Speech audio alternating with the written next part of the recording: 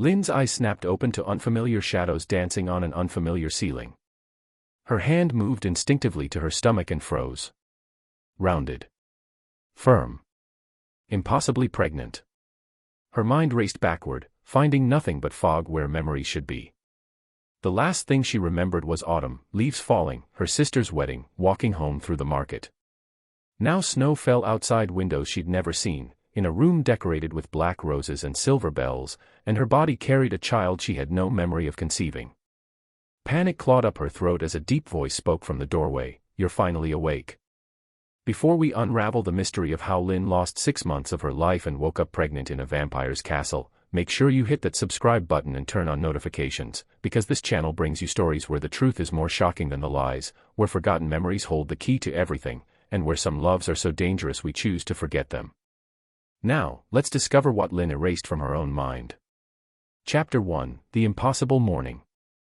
Lynn scrambled backward on the massive bed, silk sheets tangling around her legs. The man in the doorway didn't move, just watched her with eyes that gleamed crimson in the dim morning light. He was beautiful in the way winter storms were beautiful, dangerous, elegant, impossible to look away from. Tall, with sharp features and long black hair pulled back with silver clasps. He wore robes of midnight blue embroidered with white cranes, formal and ancient. And he was looking at her like she was the most precious thing in his world. "Stay back," Lynn managed, her voice hoarse from disuse. I don't know you. Where am I? What did you do to me?" Something flickered in his expression. Pain, maybe. Or guilt. "My name is Shen," he said quietly, making no move to enter. "You're in the northern castle, in my territory. And I didn't do anything to you, Lynn. You asked me to help you. You begged me to make you forget." "Forget what?" She looked down at her pregnant belly, panic rising.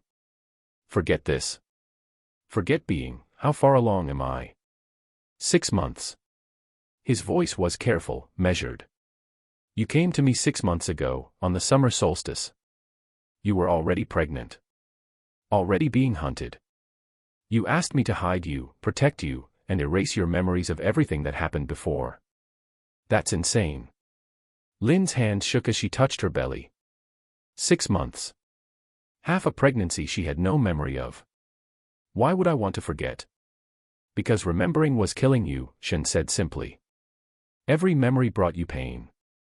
You said you couldn't survive carrying that burden and carrying a child.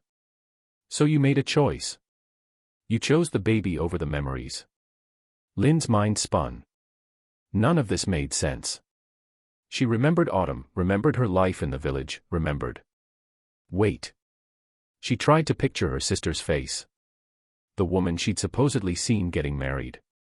The memory was there, but it was flat. Like a painting instead of a real experience. And when she tried to go deeper, to remember details, there was only fog. "What did you do to me?" she whispered. "I gave you what you asked for." Shen finally stepped into the room, moving slowly, like approaching a frightened animal. "I used vampire memory magic to seal away everything from the 6 months before you arrived. Your pregnancy, whoever, caused it. The danger you were running from. All of it, locked away where it couldn't hurt you. And replaced it with fake memories." Lynn's voice rose. "Made me think I had a normal life when apparently I was, what? Pregnant and running from something." "The false memories were your idea," Shen said. "You said you needed something to hold on to. Something peaceful to think about when the nightmares come." Nightmares. Lynn's breath caught. She'd been having nightmares. Terrible ones, every single night since waking up. But she couldn't remember what they were about, only the feeling of terror, of loss, of running from something unspeakable. Shen sat in a chair across from the bed, deliberately putting distance between them. "I'm going to tell you everything I know. And then you can decide what you want to do." "But Lynn." His crimson eyes met hers. "I need you to understand. I didn't kidnap you. I didn't hurt you. I saved you. And the baby you're carrying? That child is the only thing that's kept you fighting to survive these past 6 months." Lynn's hand went to her belly again.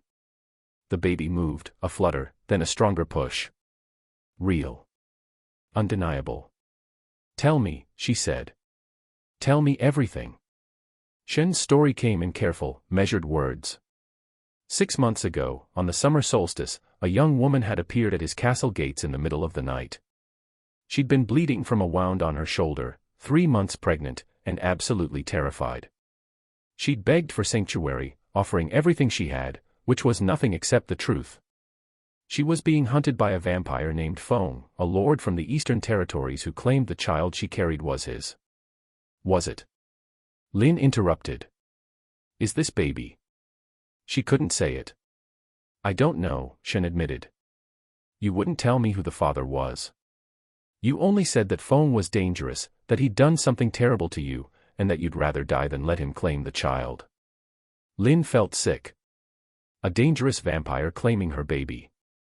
A wound that suggested violence. And she'd been so desperate she'd erased her own memories. You stayed here for 3 days, Shen continued. We treated your wounds. I offered to help you escape further, to somewhere beyond any vampire's reach. But then Feng's hunters found you. Found me. They tracked you to the castle borders. You heard them coming. Shen's hands tightened on the armrests. You had a complete breakdown. Started screaming, saying you couldn't do this, couldn't run anymore, couldn't keep living with the fear. You said you'd rather die than keep running. And then you looked at me and said, make me forget. Please. Just make me forget everything until the baby comes. Let me have peace for a few months. I'm begging you. The room felt too small suddenly. Too airless. And you just did it. Lin demanded. Just erased half a year of my life because I asked. I refused at first, Shen said quietly. But you were hysterical. Hurting yourself. Saying if I wouldn't help you forget, you'd find another way to make the pain stop. So I. He exhaled slowly. I made you a deal. I would erase your memories and protect you through the pregnancy. But on Christmas Day, today, the spell would break. You'd wake up and have to face the truth. Have to decide what to do with full knowledge of your situation. Why Christmas? Because by Christmas, you'd be far enough along that the baby could survive if we had to induce early labor. If Feng found you, if we had to run, the child would have a chance. His eyes were haunted. I wasn't just protecting you, Lin. I was protecting your baby. And I needed you conscious and aware by the time decisions had to be made. Lin processed this, her mind reeling. So the memories are still there. Just, locked away. Yes. And they'll start coming back naturally over the next few days as the spell fully dissolves. But. He hesitated. I can accelerate the process if you want. Give you everything back right now. Would it hurt? Yes. He didn't lie. Memory recovery is painful. Especially traumatic memories. And Lin, whatever you went through before you came here, it was bad enough that you chose oblivion over facing it. She looked down at her belly, at the child growing inside her. A child conceived in circumstances she couldn't remember. Possibly by a vampire who was hunting her. Is he still out there? She asked quietly. Feng. Is he still looking for me? Shen's expression darkened. He never stopped. Chapter 2, Fragments of Truth. Lin spent the rest of Christmas morning trying to process the impossible situation she'd woken into. Shen had left her alone, at her request, but stationed servants outside her door. Half-vampire attendants who brought her food she couldn't taste, tea that went cold while she stared at it, and concerned looks she couldn't meet. She explored the room like a prisoner examining her cell. It was luxurious, almost obscenely so. Black silk curtains embroidered with silver phoenixes. A wardrobe full of robes in her exact size, all chosen for pregnant women. A writing desk with blank paper and ink, as if someone expected her to have thoughts worth recording. And everywhere, small touches that suggested care, a cushioned chair positioned perfectly to view the snow-covered gardens, a collection of books about pregnancy and childbirth, a music box that played a lullaby when opened. Someone had prepared this room for her. Had thought about what she'd need. What she'd want. Had she done that? Or had Shen? Lin caught her reflection in a bronze mirror and barely recognized herself. Her face was rounder, softer with pregnancy. Her hair had grown longer than she remembered, well past her shoulders now. And her eyes. She leaned closer. Were those flecks of red in her brown irises? A knock at the door made her jump. "May I come in?" Shen's voice, careful and respectful. "It's your castle," Lin said, but there was no heat in it. Just exhaustion. He entered carrying a tray with fresh tea and something that smelled like ginger soup. "You need to eat." "For the baby." "I'm not hungry." "You haven't eaten since you woke up 8 hours ago." He set the tray down on the low table. "Your body needs sustenance, even if your mind is elsewhere." Lin wanted to argue, but her stomach chose that moment to growl audibly. "Traitor." She sat stiffly and took the soup. It was good, rich and warming, with the perfect amount of spice. The kind of soup that required skill and care to make. "Did you make this?" she asked, surprising herself. "I did." A slight smile touched his lips.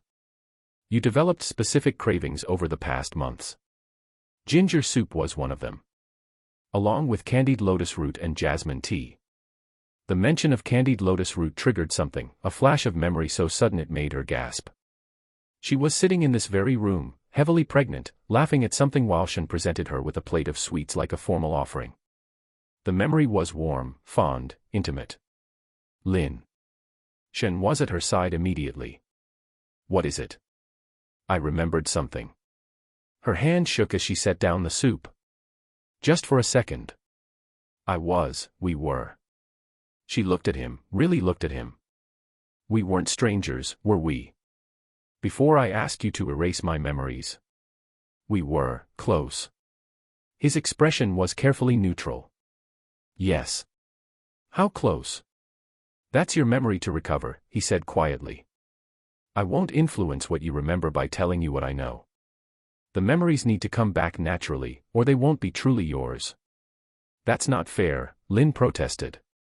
"You're asking me to piece together 6 months of my life like a puzzle when you could just tell you what you want to hear." His voice was gentle but firm. "Create a narrative that might not be true." "Lin, memory is subjective. What I experienced and what you experienced might be completely different. If I tell you my version, you'll never know your own truth." She wanted to argue, but something in his logic made sense. And more importantly, something in his refusal felt protective. Like he was guarding something precious. Her memories. Her truth. Her choice. The next memory came that evening, triggered by the sight of Shen's wrist. He'd been checking the fire in her room, making sure she'd be warm through the night, when his sleeve slipped back, revealing a faint scar on his inner wrist. Silvery white against pale skin. Lin's vision blurred. She was sitting exactly where she sat now, but her belly was smaller, maybe 4 months along. Tears streamed down her face. "I can't keep running," she sobbed. "I'm so tired, Shen. I'm so scared. Every time I close my eyes, I see him. I hear his voice. I feel." She couldn't finish. The memories were too raw, too painful. Shen had knelt before her, taking her hands. "Then let me help you forget." "You can do that."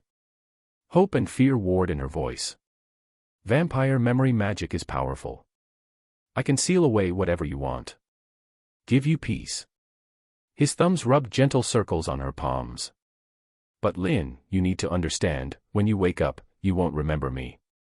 Won't remember these months we've spent together. Won't remember." He'd stopped, swallowed hard. "Won't remember what?" she'd whispered. Instead of answering, he'd offered his wrist. "The spell requires a blood bond. You'll need to drink from me, just a little. It will link our essences, allow me to access your memories and seal them. But there's a side effect." "What side effect?" "When the memories return, they'll come back through me. Through our bond. You'll feel what I felt during the moments you're remembering. See yourself through my eyes sometimes." His gaze had been intense, vulnerable. "You'll know the truth of how I see you. And Lin, that might be the hardest part." She'd taken his wrist without hesitation, her small teeth piercing his skin. His blood had been cool and sweet, tasting of winter nights and something indefinably safe. And as she'd drunk, she'd felt his emotions wash through her. Love. Fierce, protective, all-consuming love. For her. Lynn gasped, dropping the teacup she'd been holding. It shattered on the floor, but she barely noticed. "You love me," she whispered, staring at Shen. "You're in love with me." He'd frozen in place, the fireplace poker still in his hand. "Lynn. That's why you agreed to help me. Why have you been protecting me? Why did you make sure I'd wake up on Christmas Day?" Understanding crashed over her like a wave. "You weren't just helping a stranger. You were helping someone you..." She couldn't finish. Couldn't process the magnitude of what she was realizing. Shen set down the poker very carefully. "The memories are returning faster than I anticipated." "Is it true?" she demanded. "What I just remembered, your feelings, are they real?" "They're real," he said quietly. "But Lynn, whatever I feel doesn't matter. What matters is what you felt. What you chose. And those are the memories you still need to recover. Then help me recover them." She stood, crossing to him. "You said the blood bond would help. That the memories would come through you. So." She held out her hand. "Let me remember. All of it. Right now." "It will hurt," he warned. "I don't care." And she didn't. The not knowing was worse than any pain could be. "I need to understand. I need to know why I erased 6 months of my life. Why I'm pregnant. Who Feng really is. And..." She met his crimson eyes. "I need to know what we were to each other." Shen studied her for a long moment. Then, slowly, he took her hand. "The bond works best through sustained contact," he said. "And you'll need to be relaxed. Sitting or lying down. This isn't..." "I understand." Lynn settled onto the cushioned chair. "Just, show me the truth." He knelt beside her, both his hands now holding hers. "Close your eyes. Focus on my voice. The memories will come as they're ready." Lynn closed her eyes and felt his cool touch, his steady presence. And then the memories began to flood back. 7 months ago. Summer. She'd been working in her father's medicine shop when he came in. Feng. Lord Feng of the Eastern Territories. Beautiful and charming and interested in the humble herbalist's daughter. He'd courted her properly, brought gifts, spoke to her father, made promises of a better life. She'd been flattered. Thrilled. A vampire lord wanted her. She'd said yes when he asked her to come to his estate. The first month has been wonderful. He'd been attentive, generous, loving. She'd thought she was living a fairy tale. Then she got pregnant. And everything changed. Lynn's body tensed as darker memories surfaced. Shen's grip tightened, anchoring her. Feng's face, twisted with rage. "You think I wanted this? A half-breed bastard." Her confusion. "But you said you loved me." "I said what I needed to say to get you into my bed." His laughter was cruel. "Did you really think I'd make a commoner my mate? You were a diversion. Nothing more. Then why did you bring me here? Why did you?" "Because I needed a womb." His hand had clamped around her throat. "There's a prophecy, little human. A child born of my blood during the blood moon solstice will break the curse on my family line. Will restore our power. I've been searching for 30 years for the right woman, someone fertile, healthy, weak enough to control. Terror. Pure, choking terror." Chapter 3, The Blood Moon Rises.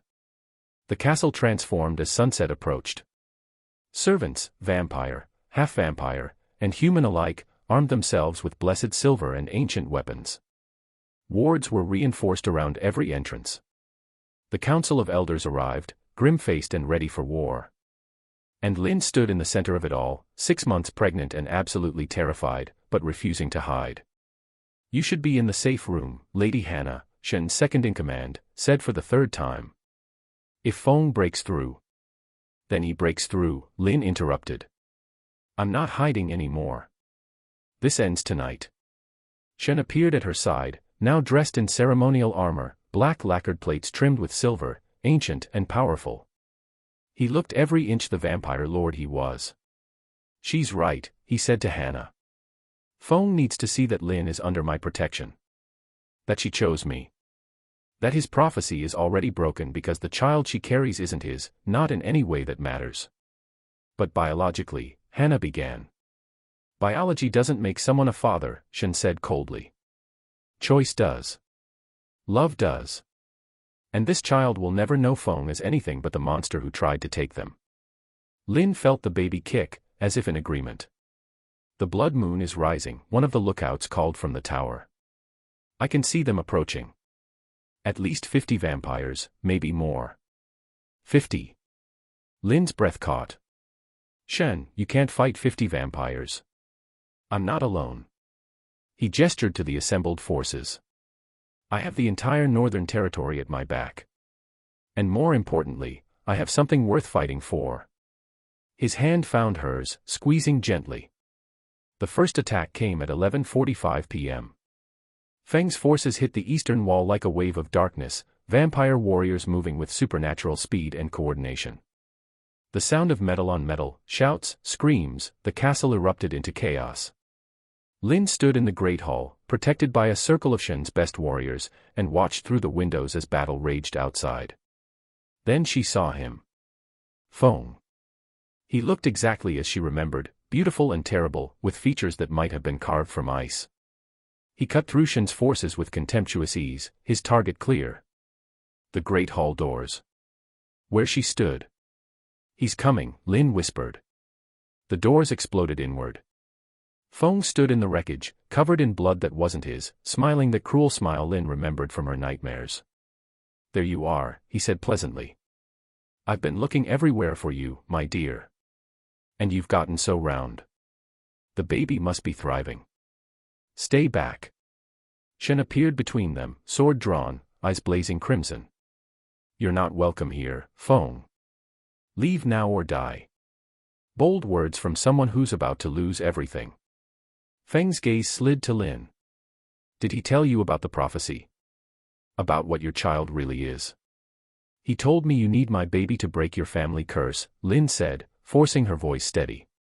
"That you used me. Lied to me. Tried to make me a breeding vessel for your ambitions." "Tried." Feng laughed. "My dear, I succeeded. That child you're carrying is mine by blood. And when the blood moon reaches its peak at midnight, in exactly 12 minutes, I'll take what's mine. The curse will break. My family will reclaim our power. And you." His smile turned vicious. "You'll die knowing you gave me exactly what I needed." "You're wrong about one thing," Lin said, and she was surprised by how calm she sounded. "This child isn't yours. Not in any way that matters." "Blood matters," Feng snarled. "Blood is everything." "Then you understand nothing about family." Lin stepped forward, out of the protective circle, ignoring Shen's sharp intake of breath. "Blood doesn't make a father. Being there does. Protecting them does. Loving them does. You're nothing but a donor. This baby will never be yours." Feng's composure cracked. "Do you think your words change the prophecy? At midnight, the blood moon will recognize my blood in that child's veins. The curse will break whether you like it or not. Whether the child knows me or not. Biology is destiny." "Is it?" A new voice spoke from the doorway. An ancient woman entered, so old her hair had gone pure white, her skin translucent with age. She wore robes of deep purple embroidered with gold phoenixes. Every vampire in the room immediately bowed. "Grandmother Wu," Shen breathed. "You came." "Of course I came." The ancient vampire's milky eyes somehow still saw everything. "Did you think I'd miss the breaking of the Eastern curse? I've been waiting 300 years to see how this plays out." Feng paled. "The Oracle. What are you doing here?" "Watching you misinterpret a prophecy, as usual." Grandmother Wu shuffled closer to Lin, studying her with those ancient eyes. "May I?" Lin nodded, and the old woman placed a withered hand on her pregnant belly. She was silent for a long moment. Then she laughed, a crackling, delighted sound. Oh, this is perfect. Better than I could have written it myself. What? Feng demanded. What do you see? I see the curse breaking, Grandmother Wu said. Just as the prophecy foretold. But not the way you think, you foolish boy. Explain, Feng commanded. The prophecy said, a child of your blood, born under the blood moon, will end the curse upon your line. You assumed end meant break or lift. But prophecies are tricky things. Her smile was sharp. Sometimes end means something entirely different. Feng froze. What are you saying? I'm saying this child will end your curse. By ending your line completely. Grandmother Wu's voice rang with certainty. This baby carries your blood, yes. But also something else. Something your dark magic never anticipated. She turned to Shen. You've been feeding her your blood for months, haven't you? Helping her stay healthy through the pregnancy. Yes, Shen confirmed. Why? Because vampire blood, when consumed regularly by a pregnant human, doesn't just affect the mother. It affects the child. Especially when that vampire blood comes from someone the mother loves. Grandmother Wu's eyes gleamed. This baby is no longer just Feng's blood. It's yours too, in every mystical sense. The child has been transformed through Lin's bond with you. Lin gasped. Are you saying? I'm saying the baby is both Father's child now. But more importantly, the child has chosen through the mother's love which father to recognize. Grandmother Wu looked at Feng. And you've been rejected. Completely. Mystically. Irreversibly. That's impossible, Feng snarled. Is it? Then why is your curse mark fading? Grandmother Wu pointed at Feng's wrist, where a black tattoo-like mark had been visible. It was turning gray, crumbling like ash. No. No. Feng lunged forward, but Shen was faster. Their swords clashed in the center of the great hall. The battle was brutal, ancient grudges and new ones colliding with supernatural force. But something was wrong with Feng. His movements were slower. Weaker. The curse mark continued to fade, and with it, his power. What's happening to me? He gasped. The curse is ending, Grandmother Wu said calmly. Just as prophesied. A child of your blood, born under the blood moon, conceived by you but claimed by another, is breaking your family's power. Not restoring it. Breaking it. The clock tower began to chime. Midnight. The blood moon reached its peak, visible through the shattered doors. And Lin felt a sudden, sharp pain in her abdomen. Shen, she gasped.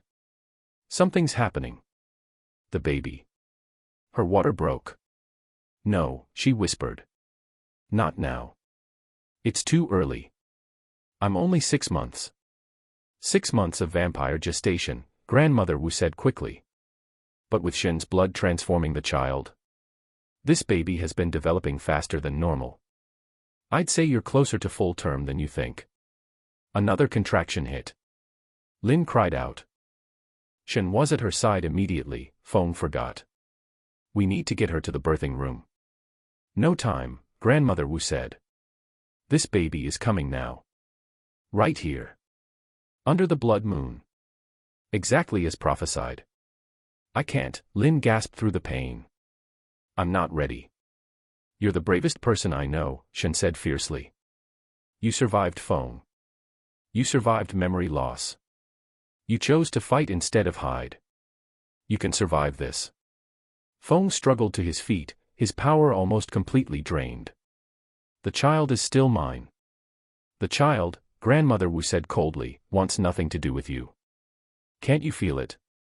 The rejection. The curse is feeding on your own blood now, consuming what's left of your family magic. By dawn, you'll be completely mortal. Humans. Powerless. You'll die like any human, Shen added, his blade at Feng's throat. Growing old, growing weak, fading away into nothing. Everything you tried to prevent by using Lin. Feng's face twisted with rage and despair. This isn't over. Yes, Lin gasped between contractions. It is. And the baby began to crown. Chapter 4, The Blood Moon Birth. The next 30 minutes were a blur of pain, blood, and the impossible effort of bringing a life into the world. Lady Hannah and Grandmother Wu took charge, barking orders while Shen held Lin's hand and whispered encouragement. The battle outside had stopped, every vampire in the castle drawn by some primal instinct to witness what was happening. A birth under the blood moon. A curse breaking in real time. A prophecy fulfilling itself in the most unexpected way. Almost there, Grandmother Wu encouraged. One more push, child. One more. Lin screamed, putting everything she had into that final push. And then, crying. High and furious and absolutely perfect. It's a boy, Lady Hannah breathed, holding up a tiny, squirming infant. A healthy, perfect boy. Shen was crying, actually crying, as the baby was placed in Lin's arms. She looked down at her son and felt her heart expand impossibly large. He was beautiful. Black hair plastered to his tiny head. Eyes that flickered between brown and crimson, unable to decide what they wanted to be. And in his small fist, he clutched tight to Lin's finger with surprising strength. "Hello, little one," Lin whispered. "I'm your mother." "And this," she looked up at Shen. "This is your father. The one who matters." Shen kissed her forehead, then gently touched the baby's cheek. "He's perfect. You're perfect. I love you both so much." Across the room, Feng made a choking sound. Everyone turned to look. The curse mark on his wrist had completely disintegrated. And with it, his vampiric features were fading, his crimson eyes dulling to human brown, his fangs retracting, his supernatural strength draining away. "What have you done?" he whispered, staring at the baby. "What have you done to me?" "I haven't done anything," Lin said calmly. "The prophecy did exactly what it was meant to do. It ended your curse. It ended your power. It ended you." "Guards," Shen said quietly. "Take him to the dungeons. He's human now. No longer a threat." "Wait," Feng struggled as guards seized him. "You can't do this. That child is mine by blood. Mine." "The prophecy. The prophecy is complete," Grandmother Wu said with finality. "A child of your blood, born under the blood moon, has ended the curse upon your line. You wanted power restored. Instead, you got justice. The curse you've inflicted on countless women, countless children, is finally broken. You'll live out the rest of your mortal life knowing you destroyed yourself." Feng's screams echoed as he was dragged away. Lin barely heard them. She was too focused on her son, on the way he'd already fallen asleep against her chest, content and safe. "What will you name him?" Grandmother Wu asked gently. Lin looked at Shen. "I was thinking. Kaito. It means ocean in the old language. Because he weathered storms before he was even born." "Kaito," Shen repeated, testing the name. "I love it. Kaito it is." "Kaito, son of Lin and Shen," Grandmother Wu pronounced formally. "First child born under the blood moon to break rather than bind. May he grow strong and wise and free." The assembled vampires bowed in respect. Chapter 5, Christmas Morning. Lin woke on the morning after Christmas, technically the 26th now, to find herself in clean sheets, in her familiar room, with Shen asleep in the chair beside her bed and baby Kaito sleeping in an ornate cradle nearby.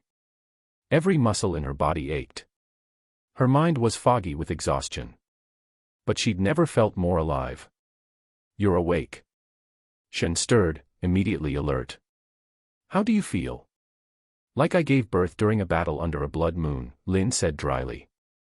"So, terrible and amazing simultaneously." He laughed, the sound full of relief and joy. "The healers say you're recovering well. Better than expected, actually. Drinking my blood for 6 months made you stronger than an average human." "Am I still human?" Lin asked, suddenly uncertain. She'd been drinking vampire blood, had a half-vampire child. "Mostly," Shen said. "But you've started the transformation process. It will take years to complete, maybe decades, but eventually, you'll become a vampire. If that's what you want. And if it's not, then we'll find a way to stop the process. Your choice, Lin. Always your choice." She reached for his hand. I want to stay with you. However that looks. Human or vampire, mortal or immortal. I choose you. And I choose you, he said softly. For as long as you'll have me. Kaito chose that moment to wake up, making small demanding noises. Someone's hungry, Lin said, sitting up carefully. Shen helped her lift the baby, and she began to nurse him, marveling at how natural it felt. What happens now? She asked. To Feng. To us. To the territories. Feng is in the dungeons, aging by the day. Human justice will decide his fate. There are mortal women he's wronged who deserve their say. As for the territories. Shen smiled. The Eastern Territory is in chaos. With Feng's line broken and his power gone, there's a vacuum.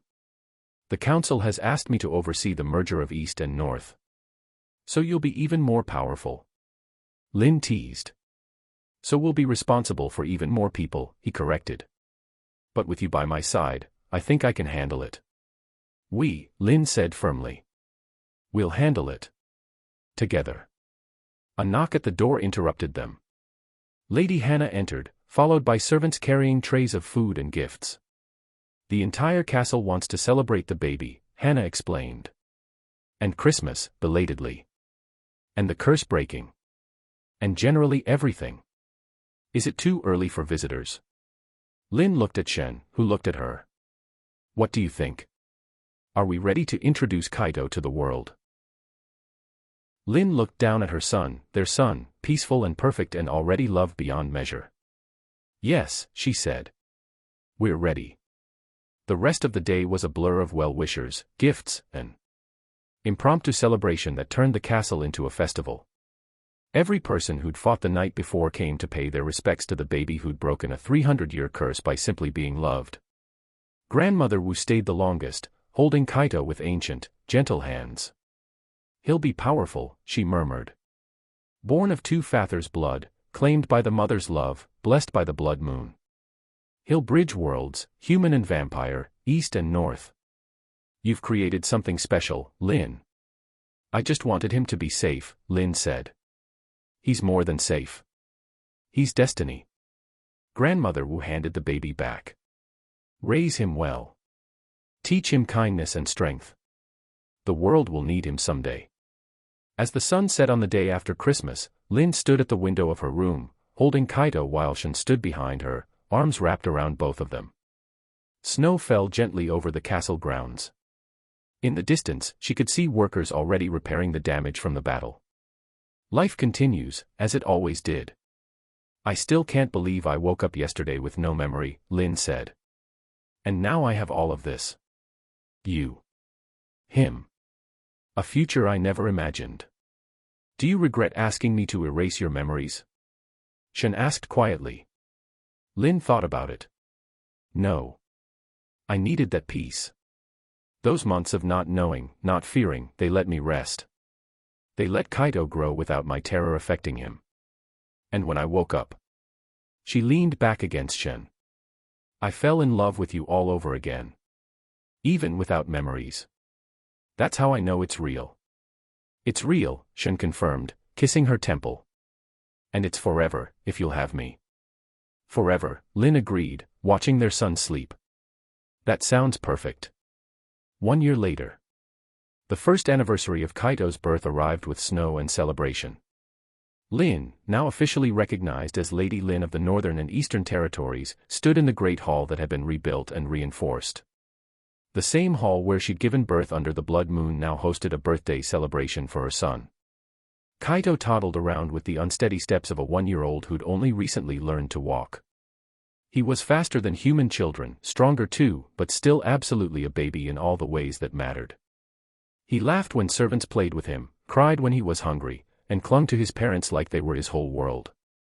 Because they were. He's getting so big, Lady Hannah commented, watching Kaito chase after a ball. And showing remarkable control for a half-vampire child. Usually they're much more destructive. That's because he's loved, Grandmother Wu said, appearing beside them as she often did. Love stabilizes vampire children. Gives them something to control their hunger and strength for. Kaito has never known fear or rejection. Only love. What happened to Fong? Lin asked. She rarely asked, but today felt significant. He died 6 months ago, Hannah said quietly. Human cancer, ironically. He aged 40 years in the span of one. The curse took everything from him in the end. Lin felt nothing. Not satisfaction, not pity. Just closure. And the Eastern Territory? Thriving under Shin's governance, Hannah said. The merger was the best thing that could have happened. People feel safe again. Protected. It's a new era. Shin appeared then, Kaito in his arms, both of them covered in cake frosting somehow. Don't ask, Shin said at Lin's raised eyebrow. There was an incident with the birthday cake. Kaito giggled, shoving cake-covered hands in Shin's hair. Lin laughed, pulling out a cloth to clean them both. You're impossible, both of you. But you love us anyway, Shin said, grinning. I do. She kissed first Kaito's forehead, then Shin's lips. More than I ever thought possible. As the celebration continued around them, Lin reflected on the journey that had brought her here. She'd woken up a year ago with no memory, pregnant and terrified. She'd recovered painful truths, faced impossible choices, and given birth during a battle under a blood moon. But she'd also found love, real, lasting love. She'd built a family. She'd helped break a curse that had tormented people for 3 centuries. Her human heart had started changing that Christmas day. Slowly transforming into something that would beat for centuries instead of decades. She had time now. Time to raise her son. Time to love Shin. Time to build something beautiful out of the chaos. What are you thinking? Shin asked, coming up beside her after putting Kaito down for a nap. I'm thinking that waking up with no memory was the strangest Christmas gift I've ever received, Lin said. But also maybe the best. Because it gave you a fresh start. Because it gave me you. Again. Twice. She smiled. How many people get to fall in love with the same person twice in one lifetime? Just lucky, I guess. He pulled her close. Though I'd rather not go through the memory erasing process again. Watching you forget me once was enough for eternity. Agreed. From now on, we will only make memories worth keeping. Deal. They stood together, watching through the windows as snow fell over their castle, their territory, their home. Somewhere upstairs, their son slept peacefully. Around them, people celebrated in safety and joy. Lin had woken up lost, but she'd found everything that mattered. And that was worth every forgotten moment, every painful memory, every impossible choice. She'd found her family. Her home. Her forever. And it had all started with waking up on Christmas morning with no idea how she'd gotten there, only to discover that sometimes the best stories begin with mysteries we have to solve to find our happy ending. Lin woke up with no memory, pregnant in a vampire castle, and discovered a love worth fighting for. From amnesia to battle to breaking a 300-year curse, her journey proves that sometimes we have to forget who we were to discover who we're meant to become. If this story touched your heart, smash that subscribe button right now, because we bring you new tales of impossible love, forgotten memories, and happy endings earned through courage every single week. Drop a comment, would you erase your memories to protect someone you love? Or would you rather face the pain together? I read every single one. And remember, sometimes the best Christmas gifts come wrapped in mystery, sealed with blood, and delivered with a truth you had to fight to remember. See you in the next story, where love conquers even lost memories.